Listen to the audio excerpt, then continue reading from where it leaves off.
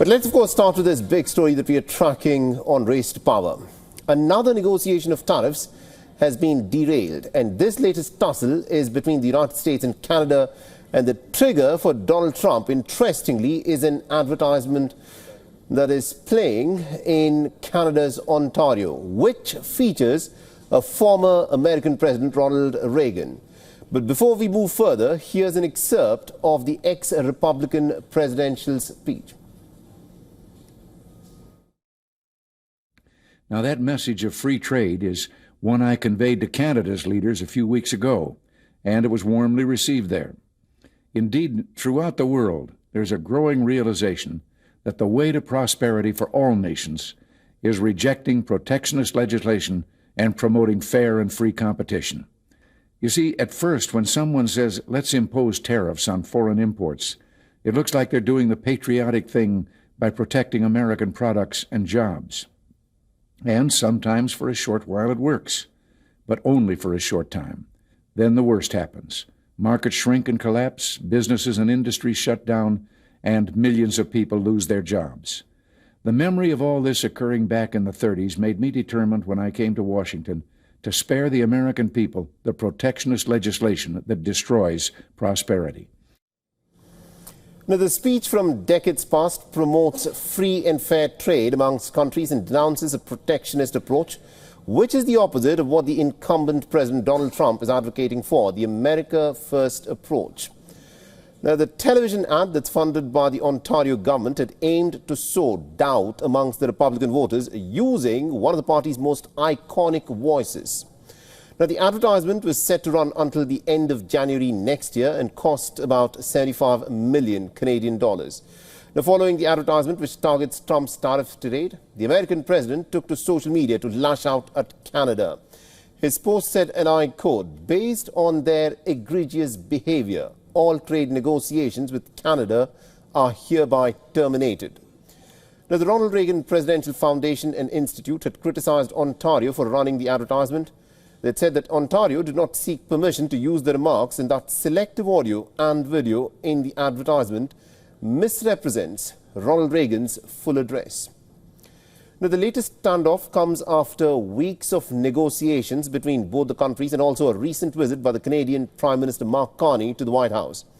Now, Trump's Truth Social post also comes a day after an address by Mark Carney in which the Canadian leader spoke of expanding trade relations with other global partners like India and China to boost non-U.S. exports. We're re-engaging with global giants India and China while we deepen our partnerships with our traditional allies. And to build on this momentum, I'm going to put it in context. Our goal for Canada is to double our non-U.S. exports over the course of the next decade, generating more than $300 billion more in trade, and that's new orders for Canadian resources, technologies, and expertise. And just minutes ago, the Canadian Prime Minister Mark Carney addressed the tariff matters, saying that Canada is ready to pick up trade negotiations with the United States. But Mark Carney, in his comments to the media, also said that what Canada can control is its trade diversification with other nations, essentially reiterating what he had said just about 24 hours ago.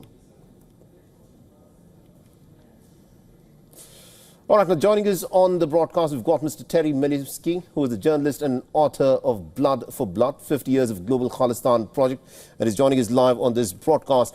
Mr. Milewski, thank you very much indeed for joining us all the way from Ottawa in Canada. Now, tell us about this what some would say is a cheeky and a very punchy advertisement campaign funded by the Ontario government and not the Canadian government. What was it seeking to achieve? Because it clearly seems to have put Donald Trump in a pretty bad humor because he's cancelled trade negotiations with Canada. Well, thank you for the invitation, first of all. And secondly, I think this is exactly the effect that was intended by the Ontario government when it spent about $75 million to place this ad, not in Canada, but to have it run on all the American networks. And that apparently has really hurt. When he first heard about it, President Trump acted very cool, didn't say much about it, but something happened. Somebody got him all angry about it, and now he's calling it a misrepresentation of President Reagan's views, which it is not. He blames the government of Canada, as you rightly point out, for paying for it when it did not. It was the government of Ontario. Of course, that doesn't matter. These are details. With Trump, what you see is what you get. He's furious about this because Reagan is going to be listened to by, judging by the polls, a lot more Americans than Mr. Trump is. Mr. Trump, I'm afraid, is at new lows in the polls. His standing with Americans is extremely tenuous right now, particularly with these scenes of him tearing down the east wing of the White House a couple of evenings ago. And now this renewed hostility with Canada about something which most Americans probably don't understand, although what they do understand is inflation at home, and inflation is rising again in the United States. So that will certainly worsen the president's standing. This ad, it's a shrewd move, it seems to me, by the government of Ontario, which has, as you rightly say, been quite cheeky with Mr. Trump, and this has really annoyed them. So I think they'll keep running it. Interesting you say that it has annoyed them, so they'll keep running it. Now, Donald Trump supporters are saying that the reason why they are not happy with this advertisement campaign is because they're saying that this advertisement picks on certain aspects of a presidential address that was made while the United States was engaged in a negotiation with Japan back in those times. And Ronald Reagan, although opposed to tariffs, wanted to use tariffs as a leverage to get a better deal. This is what Donald Trump's supporters are saying. And do you think this is an argument that would actually satisfy Donald Trump's own constituency, which would be different from Reagan's constituency? Well, yes, it is a different constituency. That's an important point. Because the MAGA folks, as they call them, aren't particularly interested in the nuance of policy on trade or anything else. And Mr. Reagan's address was delivered in, I think, April of 1987. I happened to be based in Washington at the time. I remember his several speeches on this subject. And the important thing to remember here is that despite what Mr. Trump has said about this being a misrepresentation and the Reagan Foundation chiming in to back him up, that's nonsense. If you actually look at the original, it's not that long. If you actually look at the original address by Reagan, there is no misrepresentation at all. He was dead set against tariffs. He had a coherent argument against tariffs always and everywhere, even though they were in a confrontation. The U.S. was in a confrontation at the time, in particular with Japan.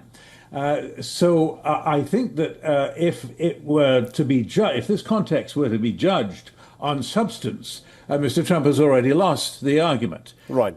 But I simply say to you that that doesn't matter, because the MAGA folks, the folks who are going to turn out and vote for Republicans in the coming congressional elections and on beyond that, those folks don't care about the facts, the substance, who said what. All they care about is that Trump seems to be standing up for them in some way, even as inflation rises. Interesting. Thank you very much indeed, Mr. Telly Miliuski, for joining us from Ottawa in Canada and getting us that perspective. Thank you.